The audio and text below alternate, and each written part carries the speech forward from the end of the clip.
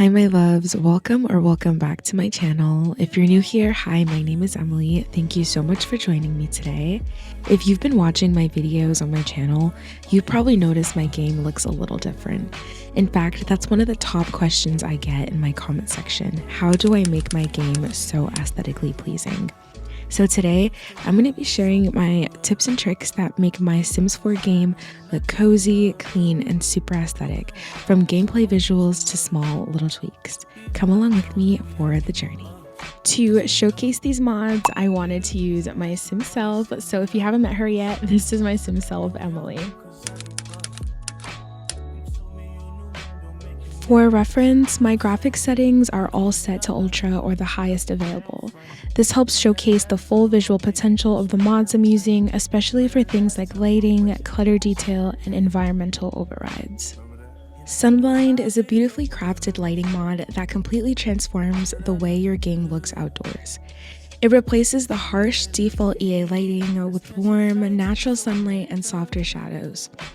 The skies take on a golden, dreamy hue, and everything from trees to terrain glows just a little bit more romantically. This is perfect if you love storytelling, cinematic gameplay, or creating just a cozy, mood-driven aesthetic. Whether you're capturing screenshots or just playing casually, Sunblind makes every in-game moment feel like golden hour. Fluffy Clouds is a subtle yet stunning override that replaces the default EA sky with soft, realistic cloud textures. Instead of flat or overly stylized skies, this mod brings gentle, puffy clouds that drift across the horizon, adding depth and serenity to your game's atmosphere. It's perfect if you want more immersive skies in screenshots or just a more peaceful in-game vibe. These clouds make every sky feel painterly and alive. G-Shade and Reshade are post-processing tools that let you apply visual filters called presets to your game. They add effects like bloom and color grading to give your Sims 4 gameplay a more cinematic or stylized look. Whether you're going for soft and dreamy or bold and vibrant, these tools help you completely transform the mood of your game, perfect for storytelling and aesthetic gameplay. I use a personalized version of the Pearl G-Shade by PixelGlam, but there are so many different options to choose from. For reference, this is what my game looks like with G-Shade, and this is what it looks like without G-Shade. I know, absolutely horrific. Better in-game lighting by Northern Siberian enhances the default EA indoor lighting, making interiors feel more realistic and atmospheric. Instead of the overly bright or flat lighting you often get in-game, this mod adds soft shadows, warmer tones, and more natural light transitions, perfect for storytelling and immersive gameplay. What's great about this mod is that it's both for the indoors and outdoors. Let's talk about one of the easiest ways to personalize your game, main menu overrides. This mod replaces the standard Sims 4 main menu with something a lot more aesthetic, and honestly, it makes loading into the game a much more enjoyable experience. There are so many different options to choose from. Just look up main menu overrides. I'll also link some down below of the ones that I enjoy putting in my game. Loading screen overrides replace the default blue EA loading screen with curated aesthetic visuals, ranging from cozy room scenes to pastel gradients to nature vibes. It's a small but effective way to make even the wait between lots feel on brand for your gameplay style. The next mod is definitely something that gets overlooked, but it can make such a difference in how your game feels: map screen replacements. These are visual overrides that change the look of the world maps you see when selecting neighborhoods. And trust me, they can totally transform the vibe of your game. I'll list a couple down in the description of different creators that I like to go for my map overrides. The font override by Large Tater Tots or by many other creators allows the replacement of the default Sims 4 font with a softer, more elegant typeface, giving your menus and notifications a subtle aesthetic upgrade. It's perfect if you want your UI to feel more customized, refined, and storybook inspired without altering gameplay. It's a small change that makes a big visual difference. Next mod I might get hated on for, but it is the No Plumbob mod. This mod removes the iconic but sometimes distracting green plumbob and emotion diamonds from above your Sims' heads. It's a go-to for storytellers, screenshot takers, and machinima creators who just want a clean cinematic shot without any UI interference. I love playing my Sims in a very realistic style, as you can probably tell by my gameplay, and I just feel like the plumb bob gets in the way of that. But I can totally understand if you don't want to remove the core of the Sims, the plumb bob, but I had to get that girl out of my game. Sim Katsu's animation overrides breathe new life into your Sim's everyday actions with smoother, more grounded movements. These replacements take basic in-game animations and refines them with subtle body language, slower pacing, and more natural gestures. Sims feel less robotic and more human, making conversations, storytelling scenes, and just slice-of-life gameplay will feel noticeably more immersive.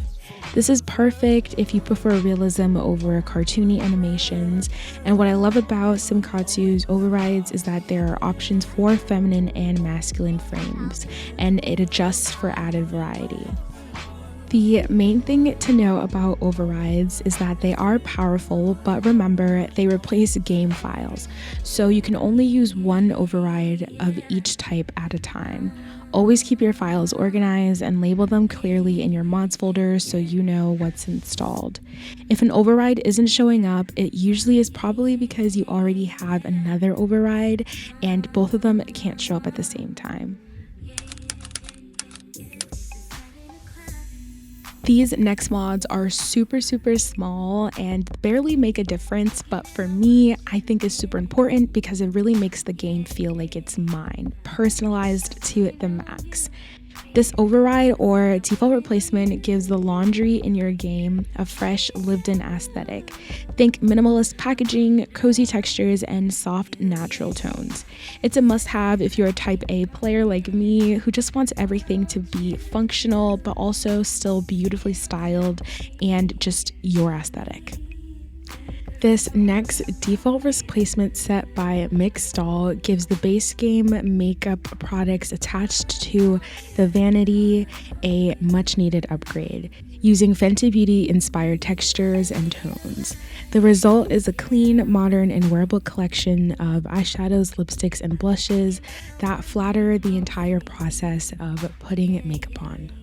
One of my favorite subtle changes that makes a huge difference in the vibe of Willow Creek and Brittleton Bay is using default replacements for the boats, trains, and lighthouses. EA's versions can feel a little outdated or flat, but creators like Lars Tater Tots have made stunning replacements that add so much charm to the scenery. These are default replacements, so they override the originals, meaning you won't see the old versions at all, and they don't affect gameplay or performance, so they're super safe to use. To answer the question that I probably get the most, how do I get rid of those ugly, unwanted townies? I click on my Sims computer and I hit the MC Command Center settings. I scroll down to MC Population, and then I choose Population or Populating Settings. Once I do this, I scroll all the way down until I see Import Tray Settings, and then I'll hit Import Tray Sim %. Once I hit this, I change the value to 100. When I do this, the only Sims that will be generated or spawned into my game are the Sims that are in my library or the Sims that are in my choosing. I also make sure that I click on Enabled for Include Clothing. That way, the same way I created the Sims is the same way that they're going to be spawned, and they're not going to be spawned with some ugly outfits that I didn't choose.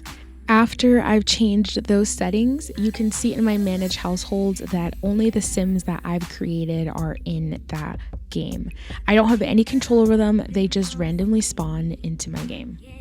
Editing Emily here. Don't worry, I will be making a full in-depth video where I show how I create my Sims and how I perfect my Sim file. I just wanted to do a little quick overview because I do think that this plays a huge part into how I keep my game so aesthetic. But don't worry, a full in-depth video is coming soon. Something I love doing in my game is customizing the holidays to fit my Sims' personalities and stories. The in-game calendar is such an underrated tool for storytelling. The first thing that I do is hop into my game settings and hit environment and change the amount of days my seasons last to 14 days. This is just what works for my gameplay. Here is an overview of what my calendar looks like. Just ignore the new skill day. I couldn't delete it since it was an active holiday in the game at the time. Also, best believe I do delete those random holidays that pop up like Talk Like a Pirate and the Neighborhood Brawl. Those definitely don't fit my aesthetic. To show you guys some examples of the custom holidays I have in my game, I have a holiday called Mask and Moon where my Sims will wear costumes, they'll travel to this huge extravagant ball, and they'll party it up with their party spirit. I also renamed the holidays that were already in the game.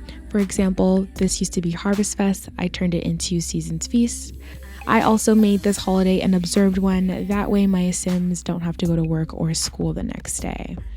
I turned Winterfest into the Winter Gathering. That way the holidays are a lot more neutral and not towards a particular holiday. I have Love Day. I have the Final Light. I have Day of Remembrance. I have a holiday called Flower Shower, and in here my Sims will arrange flowers, collect honey, have the flower bunny come, they'll make a grand meal, and they'll garden. Some of these customized tasks are from Kiara Sims 4 mods, and the icons are from Little Miss Sam. I also have a holiday called Will Write Day. This is heavily inspired, basically the same as Ocean Sims. She had a video where she discussed how cool it would be to make your own holidays, which is where I got this idea from. And in that video, she had a day called Will Write Day. Will Write is the creator of The Sims 4, so she created a holiday dedicated to him in her game, and I just thought that was so cool. So I did it too.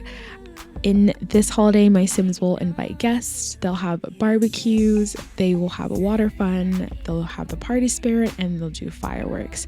I imagine this is a great day to have a good old-fashioned family reunion. The last custom holiday I have in my game is World Appreciation Day.